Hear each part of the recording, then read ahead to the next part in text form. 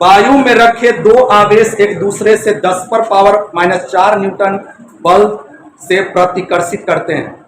यदि दोनों आवेशों के मध्य तेल भर दिया जाए तो बल 2.5 × 10⁻⁵ न्यूटन हो जाता है। तो तेल का परावैद्युतांक निकालिए। ध्यान दीजिएगा, पहले कुछ नहीं भरा हुआ मतलब हवा है या वैक्यूम है, तो ये जो है आपको ये क्वेश्चन नंबर कितना चल रहा था 8। हवा या वैक्यूम है तो फोर्स कितना लग रहा है 10⁻⁴ न्यूटन। और जब भर दिए हम उसमें मीडियम परावैद्युतांक तो उसका फोर्स हो गया कितना 2.5 × 10⁻⁵ न्यूटन। ये हो गया। तब पूछ रहा है के का वैल्यू क्या है, के का वैल्यू क्या है ये पूछ रहा है। तो ध्यान से जरा देखेंगे, Fm बराबर होता है F0 बटा के, इसलिए के बराबर क्या होता है F0 बटा में Fm। ठीक है, बोलो कितना दिया हुआ इसका वैल्यू 10⁻⁴ और नीचे कितना है 2.5 × 10⁻⁵।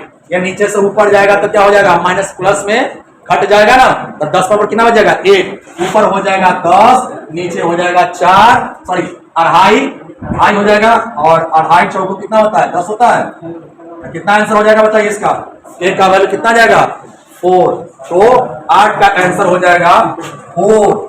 ठीक है, ऑप्शन है डी।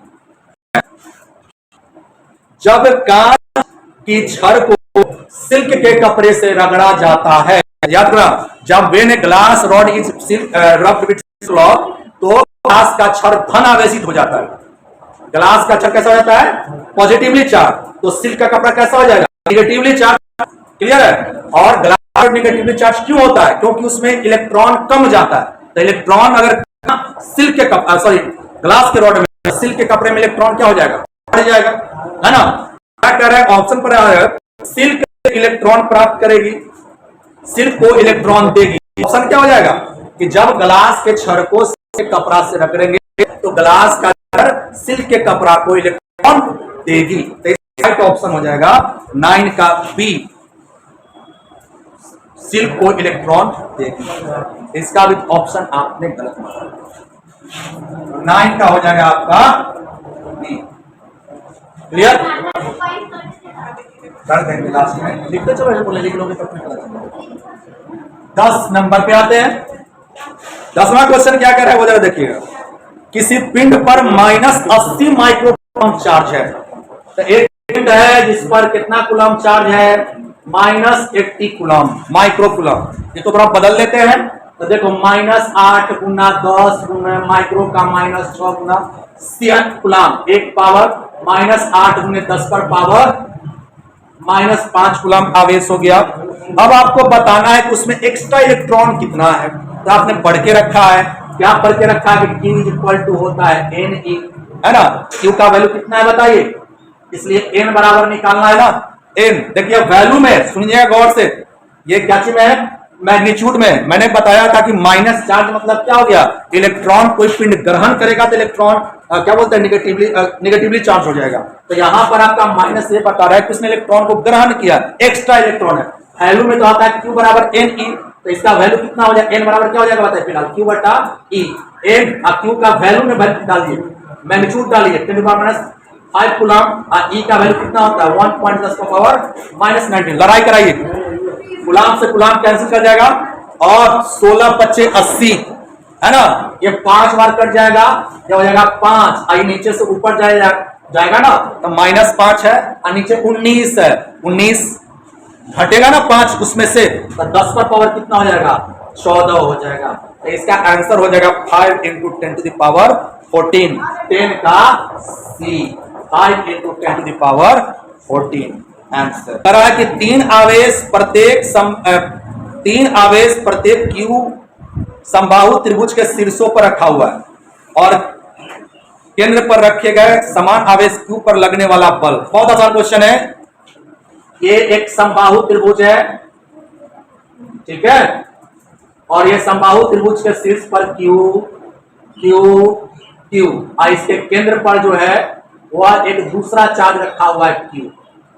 तो इस पर कितना बल लग रहा है, तो ध्यान देना, ये वाला इधर फोर्स लगाएगा, ये वाला इस तरफ फोर्स लगाएगा, और ये वाला इधर फोर्स लगाएगा। तीनों फोर्स का वैल्यू क्या होने वाला है, बराबर होने वाला है, क्योंकि चार्ज भी सेम है, डिस्टेंस भी सेम है सबके लिए, और तीनों का बीच का एंगल कितना है देख लो, ये 120 होगा, ये भी कितना हो जाएगा 120 होगा, और ये भी कितना हो जाएगा 120 हो जाएगा। और याद रखना, अगर तीन वेक्टर हो, तीन वेक्टर क्वांटिटी हो, और तीनों का वैल्यू या मैग्नीट्यूड इक्वल हो, और तीनों के बीच का एंगल 120 है, तो का जोड़ क्या हो जाएगा, 0 हो जाएगा।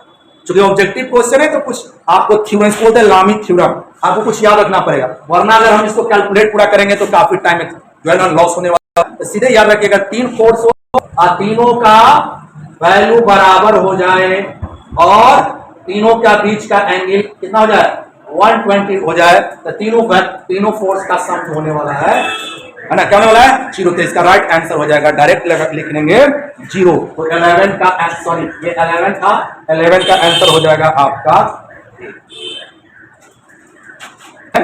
12 क्या कर रहा है, पारावैल्युतांक। ये तो बहुत आसान क्वेश्चन है, मैंने बार बार बताया है। पारावैल्युतांक जो है वो आपका होता है इसके लिए, पारावैल्युतांक धातु का, धातु का पारावैल्युतांक जो है वह क्या होता है बताइए, अनंत। ये तो आपको रटने वाला क्वेश्चन है, 12 का ऑप्शन हो जाएगा बी।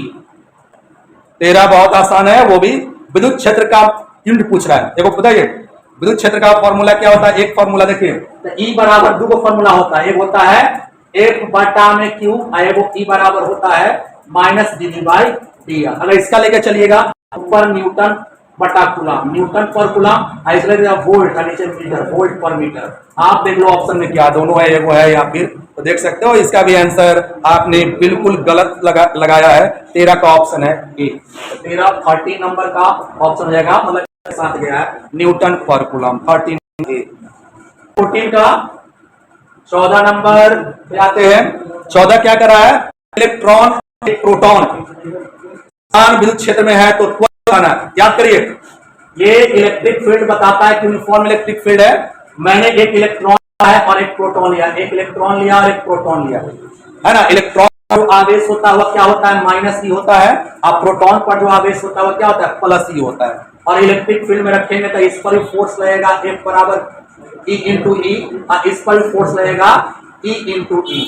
फोर्स तो सेम लगेगा इलेक्ट्रिक फोर्स, लेकिन यहां पर फोर्स नहीं पूछ रहा है, यहां पर पूछ रहा है एक्सेलरेटर। एक फॉर्मूला मैंने बताया होगा न्यूटन साहब के अनुसार, F बराबर होता है ma, तो A बराबर हो जाता है F बटा में m, है ना, F बटा में m। अगर आप इलेक्ट्रॉन का निकालिएगा, अगर आप इलेक्ट्रॉन का निकालिएगा इसमें तो क्या हो जाएगा, F का वैल्यू क्या है यहाँ पर बताइए, F का वैल्यू है E बटा में me।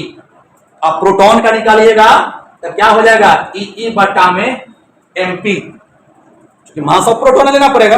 और याद करिए इलेक्ट्रॉन और प्रोटॉन में किसका मास ज्यादा होता है, तो बता सकता है मुझे, मैंने बहुत बार डील किया है, मास इलेक्ट्रॉन और प्रोटॉन में किसका ज्यादा होता है, तो मैंने बताया था इलेक्ट्रॉन का, प्रोटॉन का जो मास होता है 1837 गुना ज्यादा होता है इलेक्ट्रॉन से।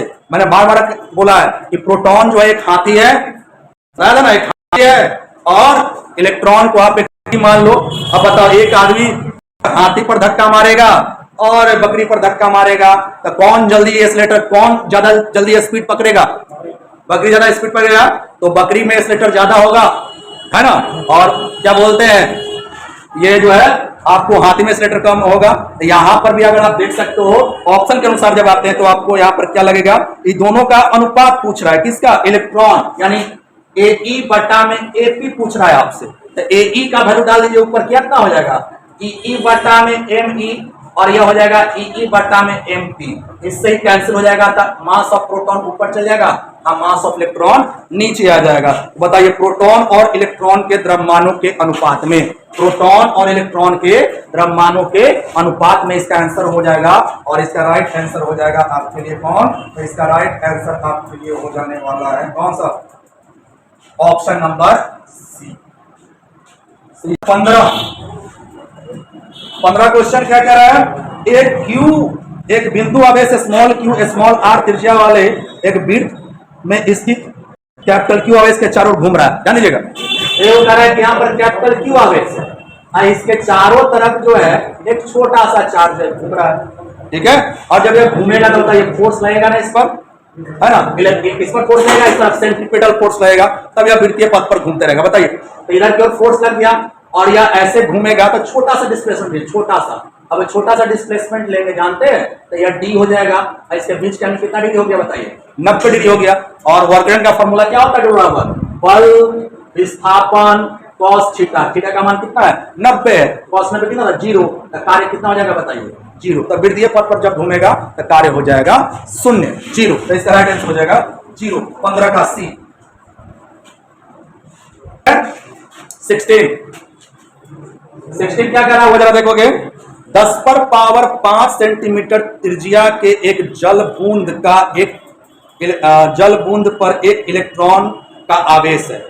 मतलब ये आपके पास एक बूंद है, इसकी त्रिज्या दिया हुआ है 10 पर पावर 5 सेंटीमीटर। भाई इसको मीटर बदल ले पहले, है ना, मीटर बदल लो तो मीटर कितना हो जाएगा 10 पर पावर 5, सेंटी में होता है -2, तो 10 पर पावर -3 मीटर हो गया। इसका रेडियस मैं मान लेता हूं कैपिटल R, 10 पर पावर 3 मीटर, 1000 मीटर का हो गया उसका।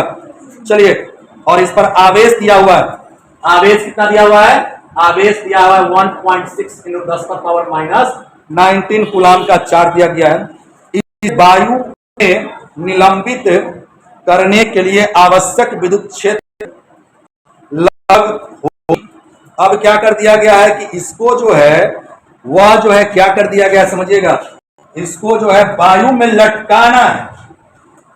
इस एयर ड्रॉप को वायु में क्या कर देना है, लटकाना है। तो इलेक्ट्रिक फील्ड कितना होगा वो आपको बताना है भाई। तो जरा ध्यान से देखिएगा, ये वायु में क्यों लटकेगा, देखिए इसका वजन करने किधर आएगा बताइए, नीचे की ओर, वजन अगर नीचे की ओर होगा और इलेक्ट्रिक फोर्स अगर ऊपर लगाएंगे तब नहीं लटक के रहेगा, है ना।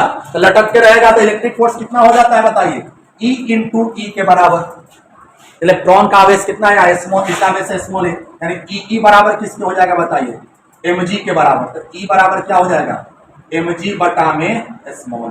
अब आपको क्या करना है पता है, अब आपको यहां पर करना क्या है कि पहले तो इस ड्रॉप का, इस जल का जो बूंद है उसका मास निकालना है, द्रव्यमान निकालना है। अब जल का बूंद का मास कैसे निकलेगा बताइए, तो आप पढ़े होंगे, क्या पढ़े हैं कि भाई मास बराबर होता है डेंसिटी × वॉल्यूम।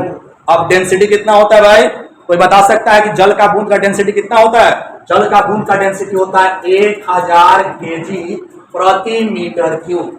और बताइए गोला है ना, तो गोला का जो वॉल्यूम कितना होता है 4/3 πr³। तो कितना हो जाएगा बताइए यहाँ पर 4/3 πr³। बात समझ में आ रहा है। तो कुल मिलाकर आप क्या कर सकते हैं, ध्यान दीजिएगा, यहाँ पर m का वैल्यू कितना डाल देंगे, 1000 को लिख सकते हैं 10 पर पावर 3 और 4/3 तो रहेगा ही, और g का मान सुविधा के लिए आप चाहे थोड़ा सा गुना भाग कम, तो इसलिए 10 मान लीजिए। और बताइए, सॉरी अभी पूरा 4/3 आप पाई रहने दीजिए, पाई और R³ का मान कितना है 10 पर पावर 3, क्या को लिखेंगे 3 गो, क्योंकि क्यूब है तो 10 पर पावर 3 का मतलब हो गया 3 कितना हो जाएगा 9 पावर का पावर। समझ में बात आ रहा है कि नहीं आ रहा है, एक बच्चा हो जाए गुना हो जाएगा 10। और इलेक्ट्रॉन का आवेश कितना होता है 1.6 × 10 पर पावर -19। अब आपको इसको सॉल्व करना होगा, और जो सॉल्व करने के बाद आंसर आएगा वही आपका आंसर होगा। कोई सॉल्व करके बता सकता है कितना होगा बताइए,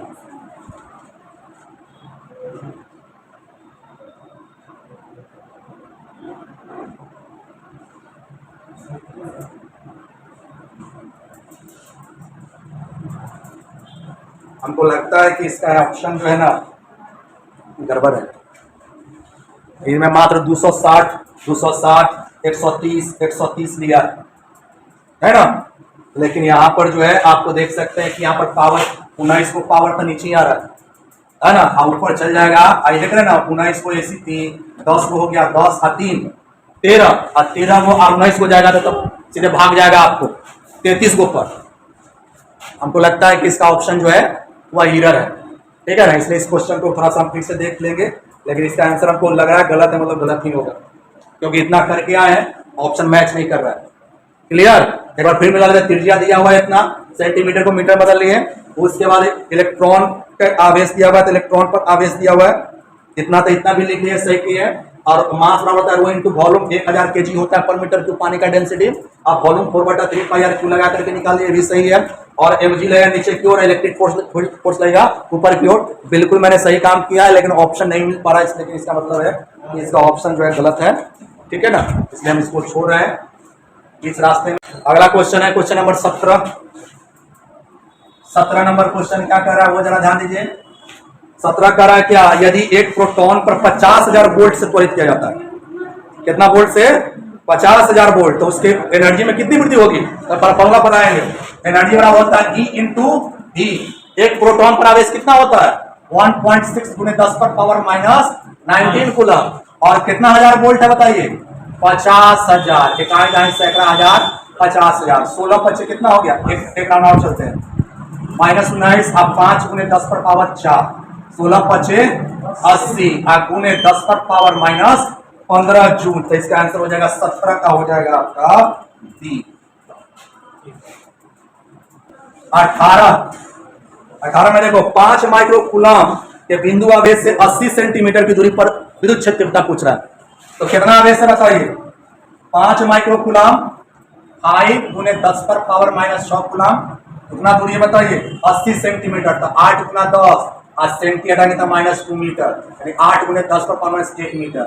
ई पूछ रहा है, ई बराबर क्या होता है, 9 गुने 10 पर पावर 9, और क्यू बटा में आर स्क्वायर, 9 गुने 10 पर पावर 9, क्यू का मान 10 पर पावर -6, आर स्क्वायर दूंगा 8 गुने 10 पर पावर -1, 8 गुने 10 पर पावर -1, गुना भाग करके देखो कितना होगा, बोलो, ये है आपको ध्यान देना, ये है 9 1 10 1 11, 11 में से क्या घट जाएगा 6, तो बच जाएगा 10 पर पावर 5, और ये बच जाएगा 9 गुने 5, और नीचे हो जाएगा 8 गुने 8, मतलब 45, तो इसका आ जाएगा आपको पास 0.703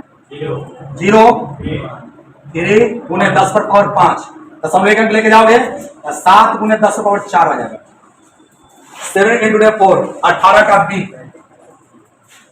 18 का बी।